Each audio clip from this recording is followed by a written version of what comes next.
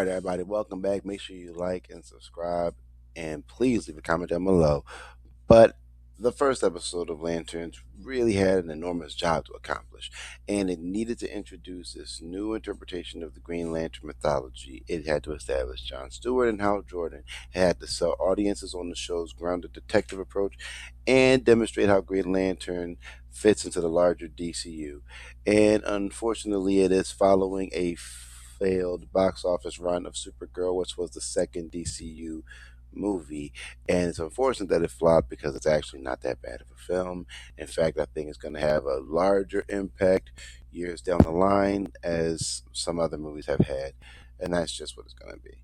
Now, and how I feel about it, I think Lanterns delivered well. I think the first episode is really good. I think it's a good first episode.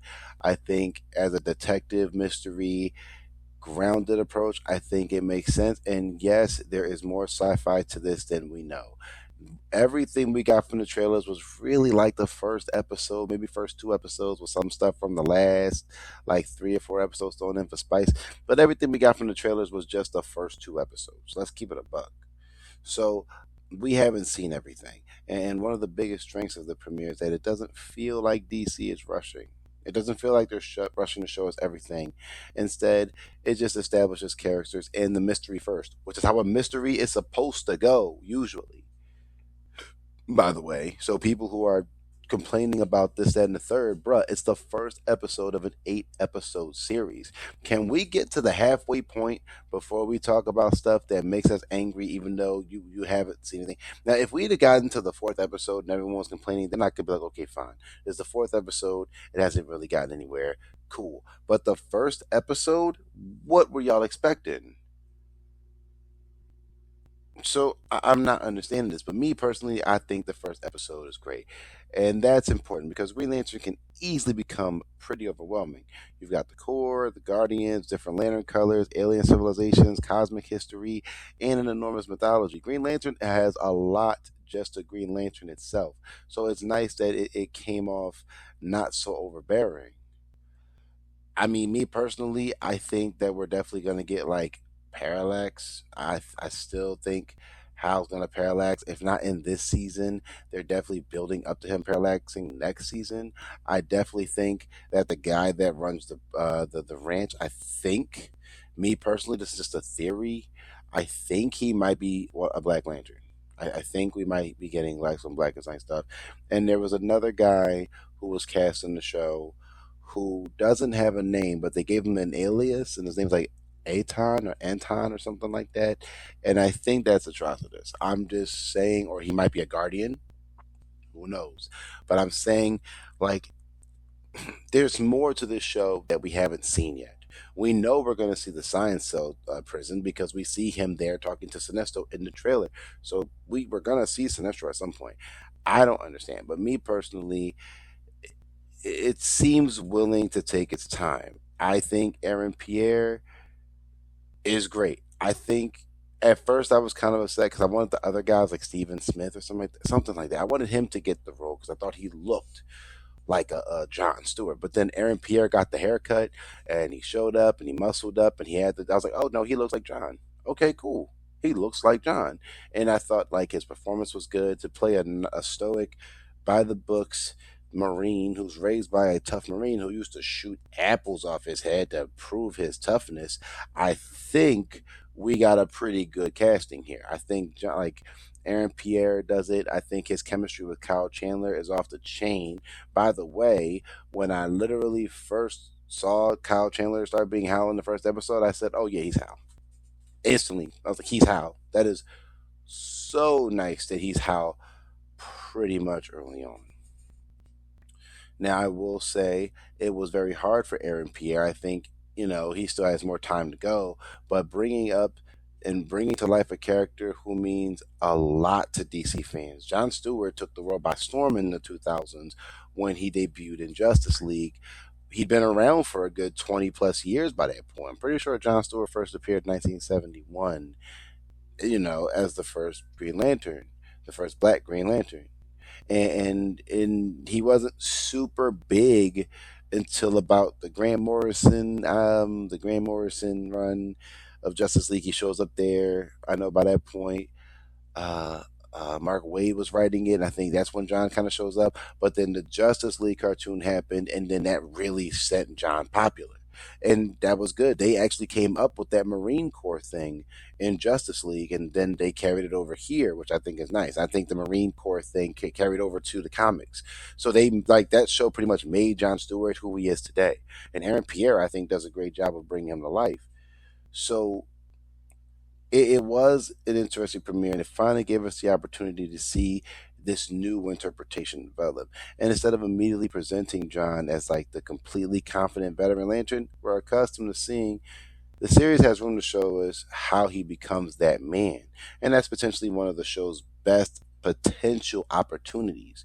So I'm glad that John doesn't have it all figured out yet. I'm glad that we're getting John training, which means in 2016 he's not Green Lantern yet, but I almost have this weird feeling that he will be Green Lantern by the time Superman happens. So, like, I guess they don't want John to be too experienced over Superman.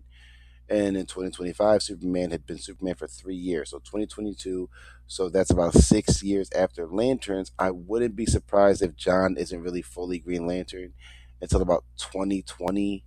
That gives him about 2 more years over Superman, give or take, right? Because John is in that flash forward at the end of the episode in 2026. I believe John is in his late 30s because he's clearly like 7, 8, 9 in 1996.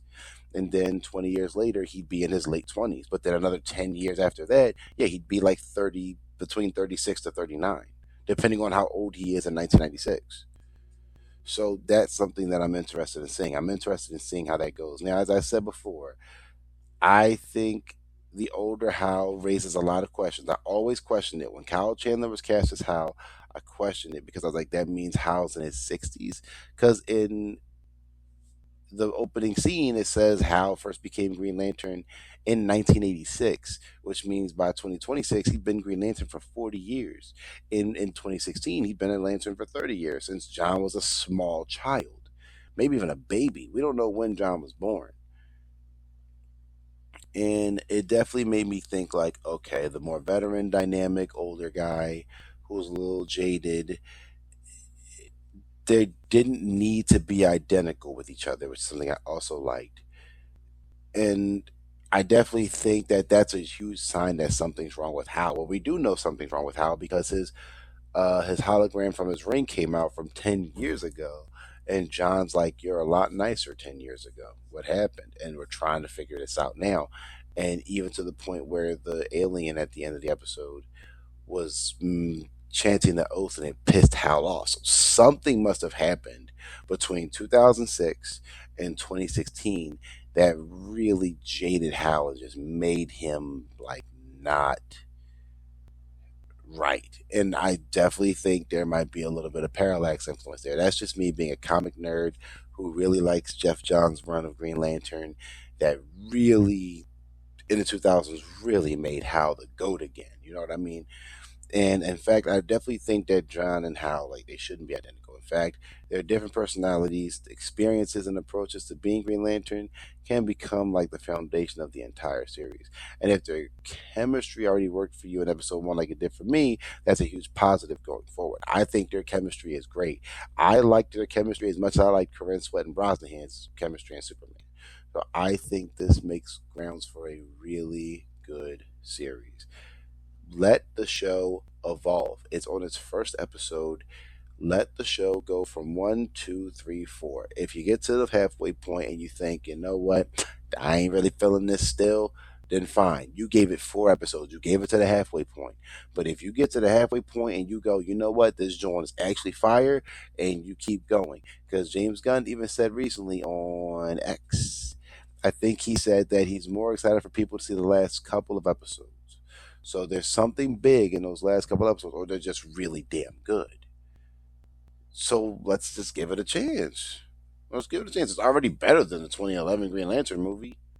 It's already way better than that. So let's give it a chance. But I'm going to move on. Now, I think the detective approach actually works. I think, can you take Green Lantern and turn it into a grounded mystery series? I'd say yes because it actually works, and they got the right writers to do it. And that's fascinating because Lanterns doesn't have to choose between detective storytelling and cosmic superhero storytelling. The mystery can be the doorway into that larger mythology. So to me, people are saying it doesn't work as a detective show, but I think it does. I mean, there is literally a lantern now who does more detective stuff, so Jordan or something, and it sounds cool. And I would like for her to appear, and she should be played by Regina King. I think that would be so lit, and I think that would be so perfect. But they're starting small. They're introducing the characters, establish that investigation, and then gradually reveal how just enormous the situation actually is. We know from the trailer that the manhunters are involved. We know that from the trailer that the manhunters are here. We just have to see them physically. I don't think that alien that blew up at the end of the first episode was a manhunter. It could have been. It really could have been, but we don't know yet because we haven't gotten to any revelation yet. We just know that Hal was right that that guy was an alien, and we need to see where that goes after that explosion.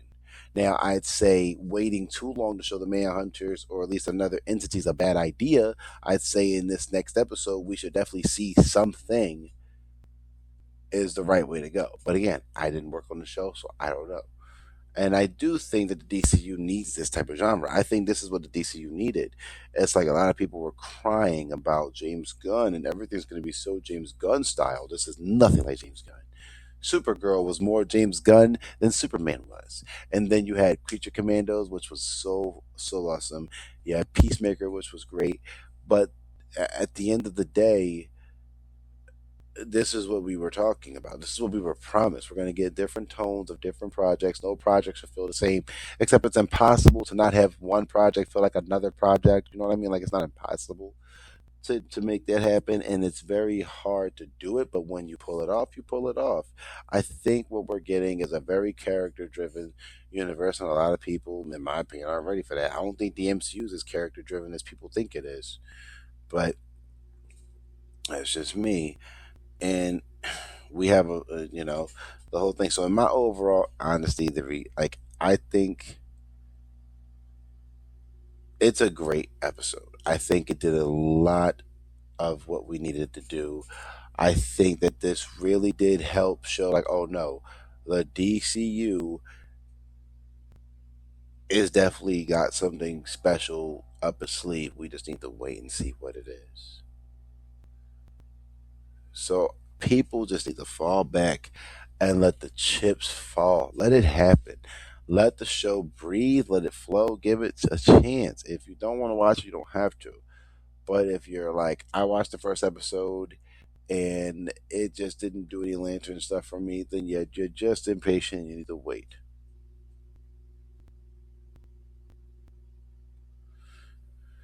Whew. But that's just my review for the first episode of Lanterns. I give it like an 8.5 out of 10. I just really liked it a lot. I definitely think you guys should give it a watch if you love Green Lantern. Like, comment, subscribe for more, and I will see you guys on the next one.